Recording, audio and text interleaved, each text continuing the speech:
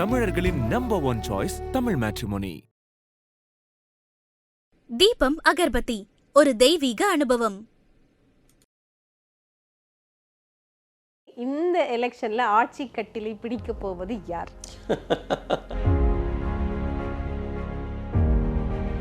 தன் பேச்சு தன் சொல் தனி செயல் அப்படிங்கிறதெல்லாம் இந்த இதில் எடுபடாது.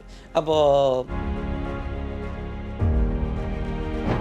இந்த கட்சிகளினுடைய அப்படின்னு சொன்னாலே செஞ்சுரி தாண்டி தான் செஞ்சுரி தாண்டி. ஓகே, அப்ப போட்டி ரொம்ப நெருக்கமா இருக்கும். போன தேர்தல்ல அப்போ சார் இப்ப நீங்க போன தேர்தல்ல போட்டி நெருக்கமா இருக்கும் அப்படின்னு சொன்னா கண்டிப்பா மூணாவது ஒரு கட்சி தானே தீர்மானிக்கணும். இல்ல, அதாவது எந்த கட்சியா இருந்தாலும் சரி, எல்லா கட்சியும் தனிச்சு நிக்கிற கட்சியா இருந்தாலும் சரி, கூட்டணியில் நிக்கிற கட்சியா இருந்தாலும் சரி, அந்த கட்சியினுடைய தலைவர்கள் பார்த்துட்டு வராங்கன்னா பார்த்துக்கங்க எந்த அளவுக்கு அவங்க இன்ஸ்பைரிங்காக இருப்பாங்க. திருச்சி கிழக்காகட்டும், பெரம்பூர் தொகுதியாகட்டும், ரெண்டுலையுமா பிரிக்கிறதுன்னு ஆயிடுச்சு ஓட்டை. மான்னாலே சேர்க்கிறதுன்னு ஆகிப்போச்சு. இந்த மான் சேர மாட்டேன்னு சொல்கிறாரு, அவர் தான் என்ன மான், நம்ம பேர் சொல்ல வேண்டாம், ஜனங்க புரிஞ்சுப்பாங்க. பெண் அரசியல்வாதிகளுக்கும் டெஃபினட்டாக மிகப்பெரிய வெற்றிகளை இந்த பெண் உறுப்பினர்கள் இந்த அரசியலில் அடைவார்கள் அப்படிங்கிறது தான் என்னுடைய கணிப்பு. இது எப்படி இருக்குன்னு பர்ஃபார்மன்ஸ் பிசாசு மாதிரி இருக்கும், இதெல்லாம் பார்ப்பீங்க. டெல்லிக்கு ரொம்ப பெரிய சான்ஸ் அப்படிங்கிறது. ஆனால் சிஎஸ்கே டெஃபினட்டாக ஒரு செமி தாண்டி ஃபைனல் வரைக்கும் கூட எடுத்துகிட்டு போகக்கூடிய அமைப்பு சஞ்சு சாம்சனை வச்சு இருக்கும்.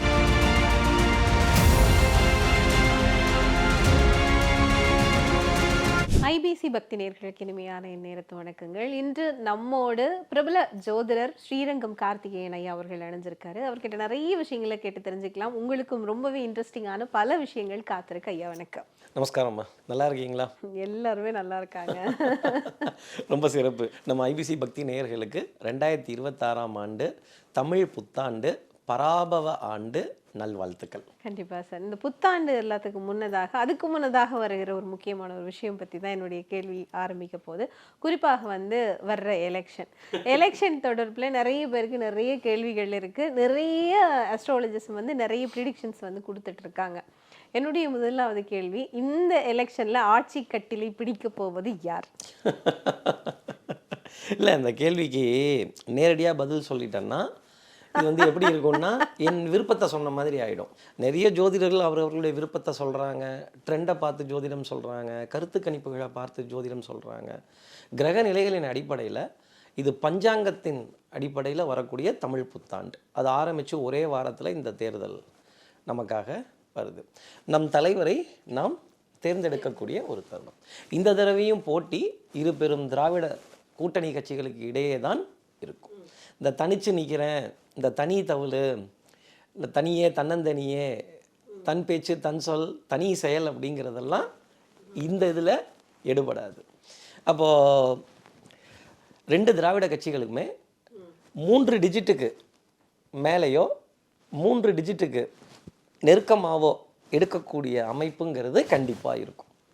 அப்போ இரு பெரும் திராவிட கட்சிகளுக்கு இடையே தான் போட்டிங்கிறது இருக்கும். அது இந்த திராவிட கட்சியா இந்த திராவிட கட்சியாங்கிறத தேர்தல் ரிசல்ட் வர அன்னைக்கு பார்ப்போம். அதே மாதிரி இந்த கட்சிகளினுடைய அப்படின்னு சொன்னாலே செஞ்சுரி தாண்டி தான் அர்த்தம். செஞ்சுரி தாண்டி. ஓகே, அப்ப போட்டி ரொம்ப நெருக்கமா இருக்கும். போன தேர்தல்ல அப்போ சார் இப்ப நீங்க போன தேர்தல்ல போட்டி நெருக்கமா இருக்கும் அப்படின்னு சொன்னா கண்டிப்பா மூணாவது ஒரு கட்சி தானே தீர்மானிக்கணும். இல்ல, அதாவது இது எப்படின்னா அது இருக்கு, நான் அதுக்கும் வரேன். போன எலெக்ஷன்ல 40,000 வாக்குகள் வித்தியாசம், 50,000 வாக்குகள் வித்தியாசம், இப்படிலாம் பார்த்தாங்க. 20,000 வாக்குகள் வித்தியாசம். இந்த தேர்தலில் 5,000 வாக்குகள் வித்தியாசம், 2,000 வாக்குகள் வித்தியாசம், இன்னும் 1000க்கும் கீழே வாக்குகள் வித்தியாசத்தில் வெற்றி தோல்விங்கிறது தீர்மானிக்கப்படும். இதில் அனைத்து கட்சி தலைவர்கள் போட்டிடுறாங்க இல்லையா, அந்த கட்சியினுடைய தலைமை பதவியில் இருப்பவர்கள் நல்ல வெற்றி அடைவார்கள். எந்த கட்சியாக இருந்தாலும் சரி, தனிச்சு நிற்கிற கட்சியாக இருந்தாலும் சரி, கூட்டணியில் நிற்கிற கட்சியாக இருந்தாலும் சரி, அந்த கட்சியினுடைய தலைவர்கள் இந்த பராபவ ஆண்டில் தோற்று போக மாட்டாங்க. அது ஒரு பெரிய, அந்த கட்சிக்கே ஒரு பெரிய இன்ஸ்பிரேஷனாக இருக்கும். இந்த தலைவர்களோட படத்தெல்லாம் அந்தந்த கட்சியில் இருக்க தொண்டர்கள் அவங்க வீட்டில் பூஜை பக்கத்தில் வச்சு பூஜை பண்ணாத குறைக்கு பார்த்துட்டு வராங்கன்னா பார்த்துக்கங்க எந்த அளவுக்கு அவங்க இன்ஸ்பைரிங்காக இருப்பாங்கன்னு. திருச்சி கிழக்காகட்டும், பெரம்பூர் தொகுதியாகட்டும், ரெண்டுலேயுமா? விசில் சத்தம் ஜாஸ்தி கேட்கும். ஒரு 6லேருந்து 13 சீட்டுகள் எடுக்கக்கூடிய அமைப்பு விசில் கட்சிக்கு கண்டிப்பாக இருக்குங்கிறத சொல்லலாம். ஆனால் இந்த தேர்தலுக்கு அப்புறம் தனித்து நின்ன முடிவு தவறோ அப்படிங்கிற புரிதல் அந்த தலைவருக்கு கண்டிப்பாக வரும். அது சினிமா நடிகராக ஏற்றுக்கிட்டாலும் சரி, இல்லை தலைவராக ஏற்றுக்கிட்டாலும் சரி. இந்த மான் அப்படின்னாலே ராமாயணத்தில் மான் உண்டு, ராமர் காலத்திலே மான் உண்டு. சீதையும் ராமரையும் பிரித்தது மான், மானா மாறின மாரீச்சன். பொன் மானை பாருங்கள் அழகுன்னு சீதை சொல்கிறா. தோதாக சேர்த்தது ஒரு மான். என்ன மான்? சீதையும் ராமனையும் சேர்த்தது இன்னொரு மான், அவர் தான் ஹனுமான்.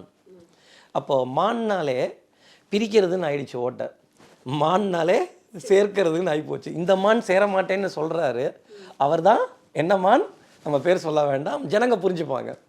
அப்போ பிரித்து, ஓட்டை பிரித்து அப்படிங்கிற நிலைப்பாடு மட்டுமே இருக்குமே தவிர பெரிய வெற்றிங்கிறத நம்ம பார்க்க முடியாது. இன்றைக்கி ஒரு பெண் வந்து காளியம்மாள் அப்படின்னு வேறு கட்சியில் போய் ரொம்ப பிரமாதமாக சேர்ந்தாங்க. அடுத்து நிறைய உறுப்பினர்கள் இவர் தனிச்சு தான் நிற்பேன் அப்படின்னா வேறு கட்சிக்கு போய் சேர்ந்துருவாங்க. காரியம் பெருசா வீரியம் பெருசா? என்ன கேட்டால் நான் காரியம் பெருசும்பேன். வீரியத்தெல்லாம் இந்த ரோசம் வீரியம் காரியத்துக்கு உதவாது. At the end of the day காரியம் ஜெயமா தோல்வியா? நான் வீரமாக தோற்கிறேங்கிறது பெருமை இல்லை, ஜெயிக்க வைக்கிறவன் தான் தலைவன். பெண்களோட அக்கௌண்ட்டில் 50,000, 1 லட்சம், 3 லட்சம், 5 லட்சம் வட்டி இல்லாத கடனாக வருவதெல்லாம் இந்த பராபவ ஆண்டு பெண்களுக்கு மிகப்பெரிய வெற்றிகளை தரும். விளையாட்டுத்துறை, அரசியல், பெண் குழந்தைகளுக்கு கல்வி இலவசம் அப்படிங்கிற அறிவிப்பெல்லாம் இந்த பராபவம் ஆண்டு பயங்கரமாக கொடுக்கும். சார், அரசாங்க வேலை என் கனவுன்னு சொல்கிற பெண்மணிக்கு நான் 3 அட்டெம்ப்ட் ட்ரை பண்ணிட்டேன், 4 அட்டெம்ப்ட் ட்ரை பண்ணிட்டேன்னு சொல்கிற பெண்மணிகளுக்கு அரசு ஆணை ஆஃபர் லெட்டர் போட்டு சக்ஸஸ்ஃபுல்லாக வாங்குறத இந்த பராபவ ஆண்டு பெண்களுக்கு மிகப்பெரிய வெற்றியை கொடுக்கும். என்ன காரணம்னா, இந்த பராபவ ஆண்டு அப்படிங்கிறது 40ஆவதாக வரக்கூடிய தமிழ் ஆண்டு. நாரதருக்கு 52 மனைவிகள், 60 குழந்தைகள். அந்த 60 குழந்தைகளுமே மகாவிஷ்ணுவினுடைய அம்சமான பெயர்களை கொண்டு 60 தமிழ் வருடமாக விளங்குகிறது. ராமாயணத்தில் சீதையோட துயரம், ராமரை பிரிந்த சீதையோட துயரத்தை சொல்கிற வருடம் இந்த வருடம். உடனே இந்த வருஷத்தில் எல்லாத்துக்கும் துயரம் வரும்னா அது ஜோதிடம் அல்ல. அதனால தானே ராமாயண கதை எழுதப்பட்டது. சீதையினுடைய கண்ணீருக்கு விடை சொன்னது தான் ராமாயணம். மகாபாரதத்தோட நிகழ்வு, பாஞ்சாலி சபதம், அவளுடைய துகிலுரிப்பு, அந்த அவமானத்திற்கு அவள் பழி தீர்த்தா. அதை போல் பெண்கள் பழி தீர்ப்பாங்கங்கிறது இல்லை, சாதிப்பார்கள்ங்கிறது தான் பராபவ ஆண்டு. பெண் குழந்தைகள் ஃபாரினில் போய் படிக்கிறத கண்கூடாக பார்க்கக்கூடிய அமைப்பு. எனக்கு விசா போட்டு இந்த கண்ட்ரியில் நான் ஆசைப்பட்றேன், அந்த கண்ட்ரியில் போய் வேலை பார்த்து செட்டில் ஆகணுங்கிற ஆசை இருக்குது அப்படிங்கிற பெண்மணிகளுக்கு மிகப்பெரிய அங்கீகாரங்கள் கிடைக்கும் இந்த ஆண்டில். டெஃபினட்டாக பெண் அரசியல்வாதிகளுக்கும் அதே டெஃபினட்டாக மிகப்பெரிய வெற்றிகளை இந்த பெண் உறுப்பினர்கள் இந்த அரசியலில் அடைவார்கள் அப்படிங்கிறது தான் என்னுடைய கணிப்பு. இது எப்படி இருக்குன்னு ரிசல்ட் வரும்போது பார்ப்போம். நான் ஏற்கனவே எத்தனை ப்ரெடிக்ஷன் கொடுத்துருக்கேன், அதில் எதெல்லாம் சக்ஸஸ் ஆச்சுங்கிறதெல்லாம் பார்க்கலாம். இன்னொன்று, இந்த இந்த இந்த தேர்தல் மிகப்பெரிய சக்ஸஸை வந்து கூட்டணி கட்சிகளுக்கு கொடுக்கும். இந்த சேர்ந்து நிற்கிறதுல அப்படிங்கிற சக்ஸஸ் எல்லாம் அவங்க பார்க்க ஆரம்பிப்பாங்க. அதே மாதிரி பெண்களுடைய முன்னேற்றத்தையும் இந்த பராபவ ஆண்டு இது கொடுத்துரும். இந்த வருஷம் குரு பகவான் ராஜாவாக வரப்போகிறார். அரசை வழிநடத்துபவர், குடும்பக்காரகன், தனக்காரகன், புத்திரக்காரகன். தங்கத்தோட விலை எவ்வளோ உயருங்கிறதுக்கு இந்த குரு கடகத்தில் இருக்கிற வரைக்கும் அது நடந்துக்கிட்டே இருக்கும். கடக ராசியில் அவர் உச்சம் அடைவார். சந்திரனோட வீட்டில் குரு உச்சம் பெறுவார். அவர் தான் குடும்பத்தை கொடுக்கணும், குழந்தையை கொடுக்கணும், பொருளாதாரத்தை கொடுக்கணும், தங்கத்தோட அதிபதி. அவர் ராஜாவே வரார். அரசை நிர்வகிப்பவர், ஒரு ராஜா கரெக்டாக வேலை செய்கிறானா இல்லையாங்கிறத பார்க்குறது குருவோட வேலை. அவரே ராஜாவாக வந்து உட்கார்ந்தா செவ்வாய் பகவான் மந்திரியாக வரார். அப்போ நிலம், பூமி, வீடு, பூமாதேவியினுடைய மகன் செவ்வாய்.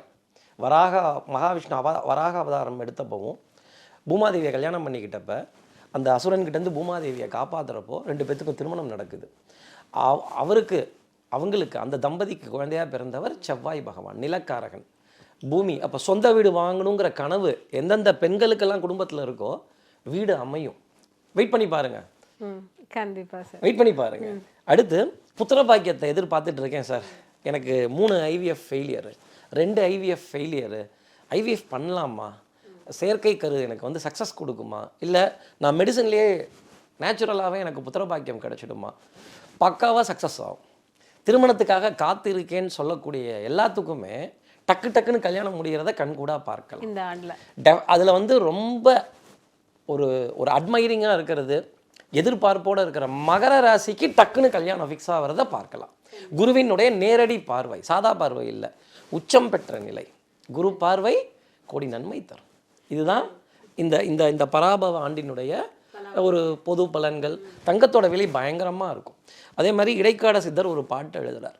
மழை வந்து கொஞ்சம் பிற்பகுதியில் ரொம்ப இதாக இருக்கும். அது எப்படி அர்த்தமாக பார்க்கலான்னா, வறட்சியான இடங்களில் தாறுமாற மழை பெய்யும். தென் மாவட்டங்கள், ட்ரையான நிலம், இந்த மேட்டாங்காடுன்னு சொல்கிறாங்க இல்லையா, இந்த இடத்துல தாறுமாறாக மழை பெய்யும். அதே மாதிரி டெல்டா மாவட்டங்கள், பாசனத்துக்கு தண்ணி வேணும்னு சொல்கிற இடத்துல மிதமான மழை இருக்கும். உணவுப் பொருள் தட்டுப்பாடு வரும்னு நிறைய ஜோதிடர்கள் சொல்கிறதெல்லாம் நான் கேட்குறேன். அப்படி அல்ல, உணவுப் பொருளினுடைய விலை உயர்வு. இப்போ தங்கத்தோட இன்ஃப்ளேஷன் ரொம்ப ஜாஸ்தி. தங்க நகைக்கடை வச்சுருந்தவங்கெல்லாம் கடன் அடைச்சிட்டாங்க இந்த டயத்தில். அடுத்து யாரெல்லாம் உணவு தொழிலில் இந்த வருஷம் இருக்காங்களோ, உணவுத்துறையில் இருக்காங்களோ, தானிய வியாபாரத்தில் இருக்காங்களோ, அதுவும் வெண்மை நிற உணவுப் பொருளை விற்பவர்கள், வெண்மை நிற உணவுப் பொருள் உற்பத்தியில் இருக்கேன், எதா வேணா இருக்கட்டும், பால், இட்லி, தோசை, சர்க்கரை, அரிசி, வெண்மை நிறத்தில் இருக்கக்கூடிய உணவுப் பொருளினுடைய விலை உயர்வு நினைத்து பார்க்க முடியாத அளவுக்கு ஜாஸ்தி இருக்கும். சார் என்ன சார் டீ காஃபிக்கெல்லாம் இவ்வளோ இதுவா, பாலுக்கு இவ்வளோ விலையா? இது பராபவ ஆண்டு ஆரம்பிக்கும் பொழுதே இந்த பாலினுடைய சர்ச்சை பெரிய அளவுக்கு இருக்கும். பால் உற்பத்தி நிறுவனங்கள் அந்த பாலை சார்ந்த உபரி பொருளினுடைய அந்த வெண்ணெய், நெய், தயிர், மோர், இது போன்ற பொருட்களினுடைய விலை உயர்வு அப்படிங்கிறது பெரிய அளவுக்கு காணப்படக்கூடிய. நீங்கள் எங்கே தான் இங்கே வந்தாலும் எனக்கு இன்னும் அந்த திராவிட கட்சிகளுக்குள்ள தான் இல்லை, நம்ம தனியாக அடித்து சொல்லிட்டோம்னா அது நிறைய தொண்டர்கள் இருக்காங்க. இது நான் ட்ரெண்டை பார்த்து சொல்கிற மாதிரி ஆகிடும். ஆனால் போட்டி ரொம்ப நெருக்கமாக இருக்கும். மைனர் டிஃப்ரென்ஸுங்கிறத தான் பார்ப்பாங்க. சில பேருக்கு சில இடங்கள்லாம் கோட்டைகள் அப்படின்னு சொல்லி எல்லாம் சொல்லுவாங்க இல்லையா, அந்த கோட்டைகள்ல எல்லாம் அந்தந்த கட்சிகள் தான் வெல்லுமா இல்லை நான் சொல்லிட்டேனே, வருமா தலைவர்கள் அந்த தலைமை பொறுப்பில் அந்த கட்சியோட கட்டமைப்பில் இருக்கக்கூடியவர்கள் டெஃபினட்டாக ஜெயிக்கிறத கண்கூடா பார்க்கலாம். அப்போ அவர் ரொம்ப பெரிய தலைவர், இப்போ அவரே தோல்வி, இந்த வார்த்தை பராபவ ஆண்டில் கண்டிப்பாக வரவே வராது. ஏன்னா எல்லா கூட்டணி கட்சிகளுடைய தலைவர்கள் கூட, இப்போ திராவிட கட்சிகளுடைய கூட்டணி கட்சிகளோட தலைவர்கள் கூட வந்து தேர்தலில் டெஃபினட்டாக இருக்கும். குறிப்பாக சொல்லப்போனால் திருமாவளவன் உட்பட வந்து அதே மாதிரி நான் இத்தனை ஆண்டுகளால் மக்களாக தேர்ந்தெடுக்கப்படாத தலைவர்களாக இருந்தேன், கௌரவ பதவி மட்டும் கொடுத்து வச்சுருந்தாங்க, எம்பி, எம்எல்ஏ, அவங்க எல்லாமே இப்போ மக்களால் தேர்ந்தெடுக்கப்படக்கூடிய தலைவர்களாக இந்த வருடம் வருவார்கள். இதுக்கு முன்னதாக சில ப்ரிடிக்ஷன்ஸ் கேட்குறப்போ இந்த ஆட்சி அமைக்கிறது வந்து கொஞ்சம் சிரமமாக இருக்கும், ஆட்சிகள் மாற்றம், அந்த ஆட்சிக்கு பிறகு ஒரு மாற்றம் கூட வர்றதுக்கான வாய்ப்புகள் எல்லாம் இருக்குது அப்படின்லாம் ஒரு ப்ரிடிக்ஷன்ஸ் எல்லாம் வந்தது. உண்மையாக அப்படிதானா? இந்த ஆட்சி 5 வருடம் கண்டினியூஸாக இதே போல், இதுக்கு முன்னதாக இருந்த அந்த 5 வருட ஆட்சி போல் இந்த தேர்தலுக்கு பிறகாக வர்ற ஆட்சி அந்த 5 வருடம் எனக்கு தெரிஞ்சு ஒரு 85க்கு அப்புறமேலே இல்லை 90ஸ்க்கு அப்புறமேலே தொங்கு பாராளுமன்றம்ங்கிறது அமையலை. தேசிய கட்சிகள் ஒரு ஒரு மாநிலத்தில் கால் ஊன்றது சிரமமாக இருக்குன்னா அது தமிழ்நாட்டிலையும் கேரளாலையும் அதிகமாக இருக்குது. மற்ற வடக்கு மாநிலங்களை பற்றி எனக்கு தெரியல. கேரளாவிலையோ தமிழ்நாட்டிலையோ தேசிய கட்சிகள்னு சொல்லக்கூடிய கட்சிகள் தங்களுடைய அடையாளத்தை கொஞ்சம் காட்டுறதுக்கு தடுமாறுறாங்க. அந்த அளவுக்கு மாநில கட்சிகளோட பவர் இங்கே இருக்குது. அப்போ என்ன அர்த்தம்னா, அந்த தொண்டர்கள் பேஸ், இந்த மாநில கட்சிகளோட தலைவர்களின் மீது எவ்வளோ விசுவாசம் இருக்கும். இன்றைக்கி நீங்கள் கிராமப்புறங்களில் போய் எம்ஜிஆர் இறந்துட்டாரா அப்படின்னா கோவம் வருது எல்லாத்துக்கும். அம்மையார் ஜெயலலிதா அவர்கள் இறந்துட்டாங்களாம், கருணாநிதி அவர்கள் எழுதலையாம் அப்படின்னா அதெல்லாம் எழுதிட்டு தான் இருக்காரு. அந்த தலைவரையும் சொல்கிறாங்க. இவர்கள் சாதித்த சாதனைகள் அத்தனை பெரியது. அதை வந்து நீங்கள் திரை போட்டெல்லாம் மறைச்சிட்டு ஒரு ஒரு ஒரு நட்சத்திரமாக போய் நின்னெல்லாம் நம்ம அசைச்சிட முடியாது. சின்ன இம்பேக்ட் இருக்கும்.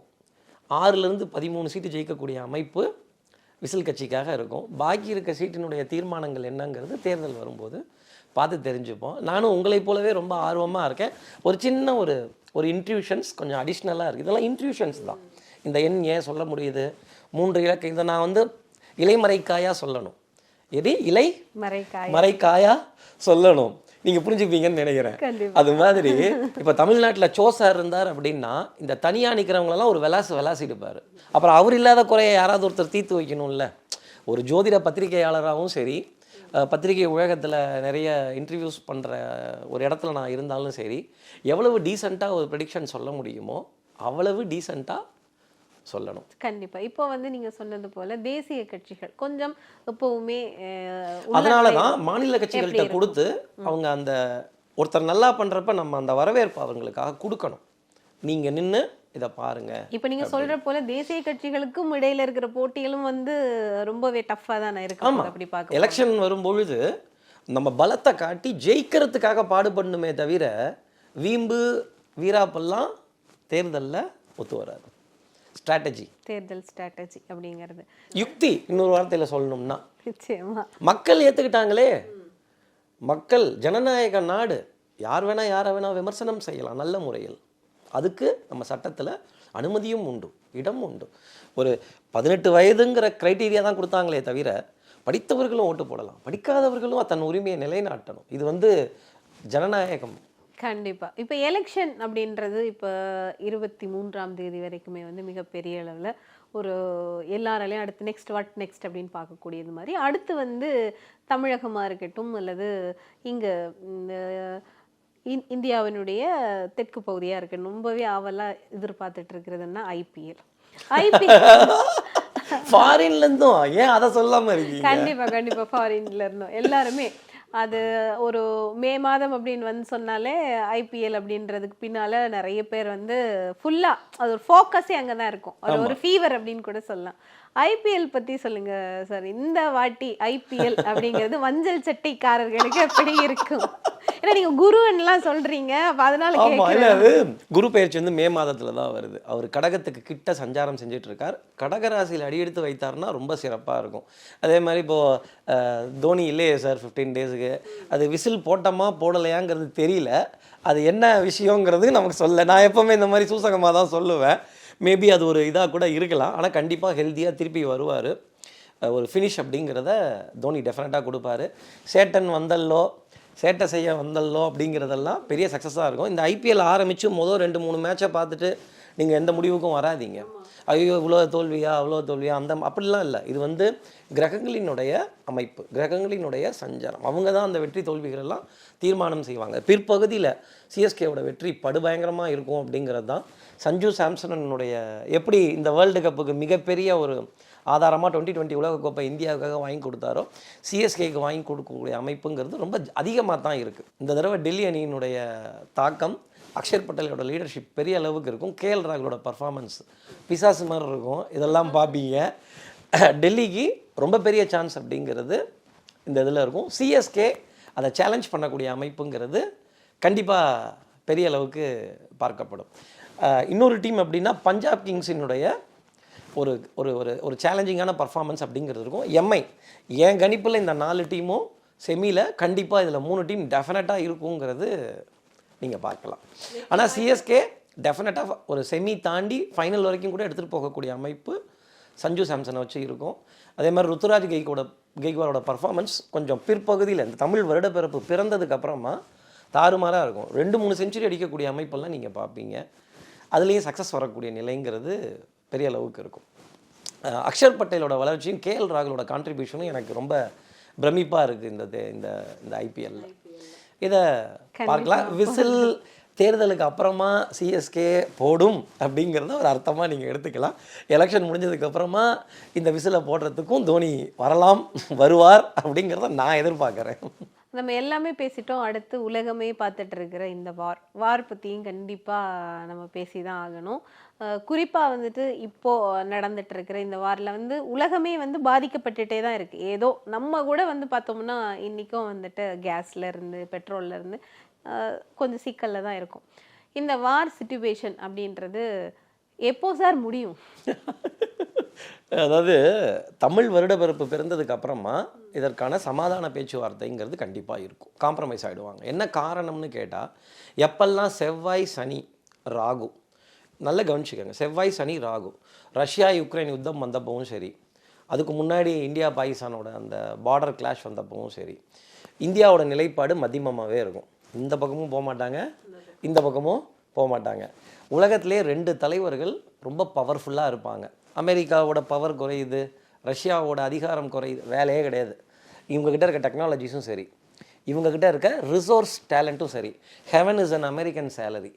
அந்த அமெரிக்கன் சேலரிக்காக தான் அடேங்கப்பா இவ்வளோ சம்பளமா, மணி ஃப்ளோ அப்படி இருக்கும். நீங்கள் ஒரு ப்ராஜெக்ட் ரிப்போர்ட் கொடுத்தா 2 மணி நேரத்தில் உங்கள் அக்கௌண்ட்டில் பணம் டெபாசிட் ஆகும். இந்த மணி கேபிட்டலிஸ்ட் எக்கனாமி, இந்தியா வந்து மிக்ஸ்டு எக்கனாமி. இதெல்லாம் தெரியாமல் நான் ஜோதிடம் சொல்ல முடியாது. பொருளாதாரம் அப்பேற்பட்டது. அமெரிக்காவினுடைய பங்குச்சந்தை வந்து மிகப்பெரியது. அமெரிக்காவோட அதிகாரம் அழிஞ்சு போயிடும், குறைஞ்சு போயிடும். ட்ரம்ப்புக்கு 2 தலைவர்கள் ரொம்ப பவர்ஃபுல்லானவர்கள். அவங்க நினைத்தால் எதை வேணாலும், எங்கே வேணாலும், எந்த நாட்டில் வேணாலும் சாதிக்கக்கூடிய அமைப்புங்கிறது இருக்கும். இந்த 2 தேசத்தினுடைய நட்பையுமே இந்தியா வச்சிருக்கிறது ரொம்ப பெரிய அட்வான்டேஜ். இதுக்கு முன்னாடி ரஷ்யா யுக்ரைன் யுத்தம் இதை விட பாதிப்புக்கு உரியது. அதையே தாண்டி வந்துட்டோம். இதை தாண்டி வரமாட்டோமா? இது எல்லாமே நல்லதுக்காக தான். யக்ஷ பிரசன்னத்தில் கொக்கும் மீனும் சண்டை போட்டுக்குது.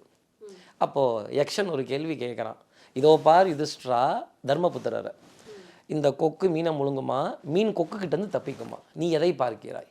அப்போது யுதிஷ்டிரர் ரொம்ப பிரமாதமாக ஒரு பதில் சொல்கிறார், தத்தது வாழும் தகாதது வீழும் அப்படின்னு. கொரோனாவில் பிஸ்னஸே வேண்டான்ட்டு ஒதுங்கினவங்களும் நிறைய பேர், கொரோனாவையும் சஸ்டெயின் பண்ணி பிஸ்னஸில் ஜெயிச்சு வந்தவங்களும் நிறைய பேர். அதை விட மோசமான பாதிப்பெல்லாம் இந்த உலக யுத்தம் நமக்காக கொடுத்துடலை. ஆனால் இந்த பராபவம் ஆண்டு பிறந்ததுக்கு அப்புறமேல் இந்த செவ்வாய் சனி ராகு இந்த காம்போ இருந்தால் தான் பயப்படணும். மீனராசியில் இருக்க சனியை, மீனராசியில் சஞ்சாரம் செஞ்சிட்ருக்கிற சனியை செவ்வாய் கடந்து போக போகிறார், பாஸ் ஆக போகிறார். இது ஒரு போராட்டத்தை கொடுக்கும். இந்த செவ்வாய் சனி இணைந்தாலே கிளர்ச்சி, சண்டை, யுத்தம், போராட்டம். இல்லை கும்பத்தில் ராகு பகவான் இருக்கிறப்ப காற்று ராசி, காற்றில் பிரயாணிக்கக்கூடிய விஷயங்கள்லாம் பாதிப்பு ஏற்படுத்தும். அதனால தான் விமான சேவைகள் ரத்தாகிறது. இன்னும் விமான நிறுவனங்களுடைய மெர்ஜர்ஸ் அண்ட் அக்வசிஷன், விமான நிறுவனங்களுடைய டேக் ஓவர், புதிதாக ஒரு நிறுவனம் விமானத்தை ஆரம்பிக்கிறது பயங்கரமாக இருக்கும் இந்த காற்று ராசியில், கும்பராசியில் ராகு சஞ்சாரம் செய்கிறப்ப. ஆனால் செவ்வாய் சனியோட ராகு இல்லைல்ல, உயிர் பயம், வேதனை, பெரிய சரிவுங்கிறது கண்டிப்பாக இருக்காது. அடுத்து புதன் வந்து செவ்வாய் கூடவே ட்ராவல் பண்ணிகிட்டு இருக்கார். ஒரு ஒரு ஒரு ஒரு 7 நாள் 10 நாள் வித்தியாசத்தில் டக்குன்னு போய் ஒட்டிக்கிறார் செவ்வாயோட. இந்த புதன் சமாதான பிரியர். புதன் காம்ப்ரமைஸ், தூது விடுறது, இந்த பின்னாடியே ஆள் அனுப்புறது, அப்பா வேண்டாம்ப்பா கொஞ்சம் எதுக்கு, இந்த சமாதானம்ங்கிறது நடந்துக்கிட்டே இருக்கும்.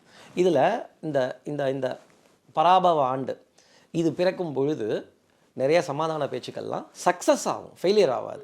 அடுத்து குரு உச்சமாக போகிறார் மே மாதத்தில். அவர் உச்சமாகும்போது ஏனைய 8 கிரகங்கள் அவருக்கு கட்டுப்பட்டது. குரு மட்டும் ஒரு ஜாதகத்தில் நல்லா இருந்துட்டார்னா, நான் யார் யாருக்கெல்லாம் குரு உச்சம்னு சொல்கிறேன், குரு கடகத்தில் இருக்குன்னு, சார் இவங்களுக்கெல்லாம் குரு உச்சமான்னு நீங்கள் கேட்பீங்க. ஈவன் அவர்கள்லாம் கூட அவர்களுடைய ஜாதகத்தை பற்றி தெரிஞ்சுக்கிட்டோம். ஏஆர் ரகுமான், இளையராஜா, சீமான், அரசியல் தலைவி சசிகலா அவர்கள் குரு உச்சம், குரு கடகத்தில் இருக்குது இவங்க ஜாதகத்துலலாம். அப்புறம் எப்படி இவர்கள்லாம் வீழ்வார்கள்? அதனால தான் இவ்வளோ பெரிய உயரங்களை இவர்கள் அடைகிறார்கள். இந்த குரு மட்டும் நல்லா இருந்துட்டாருன்னா பாக்கி இருக்க 8 கிரகமும் அதனால தான் சொல்லுவாங்க, ஒரு குரு தான் வந்து வாழ்க்கையை தீர்மானம் பண்ணணும்பா. மாதா பிதா குரு தெய்வம், பெத்த தாய் தகப்பன் புண்ணியம் செய்திருந்தால், குருவோட வழிகாட்டுதல் இருந்தால், தெய்வத்தோட ஆசீர்வாதம் இருந்தால் பொழைச்சிக்கலாம். இப்போ இது 3 கை விட்டுருச்சுப்பா, நேராக தெய்வத்துக்கு போ, இந்த கோயிலுக்கு போ, இந்த பூஜை பண்ணு, இந்த வைபவம் பண்ணு, இந்த இதில் இது நடந்திருக்கு, இந்த பரிகாரம் நடந்திருக்கு, இந்த யஜ்யம் நடந்திருக்கு. நிறைய அரசியல் தலைவர்கள்லாம் இந்த கும்பா நிக்கும்பலா யாகம்லாம் பண்ணுறாங்க. அதெல்லாம் பவர் கம்மி, ரொம்ப பவர் கம்மி. அது இன்னொன்று, ஜோதிடத்தோட தரம் வந்து டைல்யூட் ஆகிட்டு போகுதுன்னு நான் சொல்வேன், குறையுதுன்னு சொல்ல மாட்டேன், டைல்யூட் ஆகிட்டு போகுது. இது வந்து ரொம்ப அப்பேற்பட்ட கலை. ஒரு மனிதனுக்கு வரக்கூடிய ஆபத்தையும் அவனுக்கு வரப்போகிற நல்லதையும் அதை எப்படி அவன் தக்க வச்சுக்கணுங்கிறதையும் நமக்கு எடுத்து கொடுத்தது அன்எக்ஸ்பெக்டட்ஸ் தான் இருக்கும். அது சந்தோஷமாக இருந்துருச்சுன்னா அவன் திடீர் அதிர்ஷ்டக்காரன், அது வேதனையாக இருந்துருச்சுன்னா வருத்தம். நிறைய பேர் கேட்பாங்க, சார் ஜோதிடம் பார்க்குறதுக்கும் பார்க்காம இருக்கிறதுக்கும் என்ன வித்தியாசம்? ஜோதிடம் பார்ப்பவர்களுக்கு அவர்களுடைய வாழ்க்கையில் அதிர்ச்சி ஏற்படாது. அடித்து சொல்வேன் நான், சார் நான் ஜோதிடத்தை ரொம்ப ட்ரஸ்ட் பண்ணி இன்றைக்கி நாள் என்ன, கோல் என்ன, ராகு காலமா யமகண்டமா, இன்றைக்கி அஷ்டமியா நவமியா, இதை பார்த்து தான் நான் அன்றைக்கி நாளை நகர்த்துவேன்னு சொல்லக்கூடியவர்களுக்கு அதிர்ச்சி ஏற்படாது. யாரெல்லாம் இதனையா இந்த காலத்தில் போய் ஜோசியத்தை பார்த்துட்டு ஒரு கார்பரேட் லைஃப்பை வேணான்னு சொல்லிட்டு அந்த கோட் ஷூட்டு, ஏன்னா நிறைய ஷோக்கு இருக்கும், சார் கோட் ஷூட் போட்டு வரலையா நீங்கள், அப்படியோ அதெல்லாம் வேணான்னு தான் நான் வேஷ்டியும் சட்டையும் போட்டு இங்கே உட்காந்துருக்கேன், எனக்கு இந்த லைஃப் ரொம்ப பிடிச்சிருக்கு. இன்னும் நிறைய பேர் என்னோட சர்க்கிள்லேயே கேட்பாங்க, நீ அந்த லைஃப்பை கார்பரேட் லைஃப்பை விரும்புறியா, இது உனக்கு ரொம்ப பிடிச்சிருக்கா அப்படி. எனக்கு 2மே பிடிச்சிருந்தது. அது ஒரு பேட்டர்ன் ஆஃப் லைஃப், இது எனக்கு இன்னொரு பேட்டர்ன் ஆஃப் லைஃப். நான் அதையும் நேசிக்கிறேன், விரும்புகிறேன், ரசித்தேன். இதையும் நான் நேசிக்கிறேன், ஜோதிடத்தை சுவாசிக்கிறேன். கண்டிப்பா சார். பல விஷயங்களை பத்தி பேசியிருக்கோம். அதாவது இந்த வருஷத்துக்கு தேவையான பல விஷயங்கள், நடக்க போற மாற்றங்கள் எல்லாவற்றையும் வந்து சொல்லியிருக்கிறீங்க, ப்ரீடிக்ட் பண்ணியிருக்கீங்க. நாங்களும் பொறுத்திருந்து பார்ப்போம் கண்டிப்பா என்னென்ன விஷயங்கள் எல்லாம் நடக்க போகுது அப்படின்னு சொல்லி. இந்த நேரத்துக்கும் இந்த தருணத்துக்கும் உங்களுடைய நேர்காணலுக்கும் நன்றி. ரொம்ப நன்றிமா. பூமேவு ஷண்முக விலாசமும் மீராறு புருவமும் கிரீடமுடியும் பொட்டு நுதலும் கனக குண்டலமும் அருள் மாறி பொழியும் ஈராறு விழியும் மாமேவு செம்பவள வாய்மந்த காசமும் மாலையணியும் கழுத்தும் வாகு கேயூரமும் ஈராறு புயமும் கையும் வடிவேலும் அபயகரமும். தமிழர்களின் number one choice Tamil matrimony. தீபம் அகர்பத்தி ஒரு தெய்வீக அனுபவம்.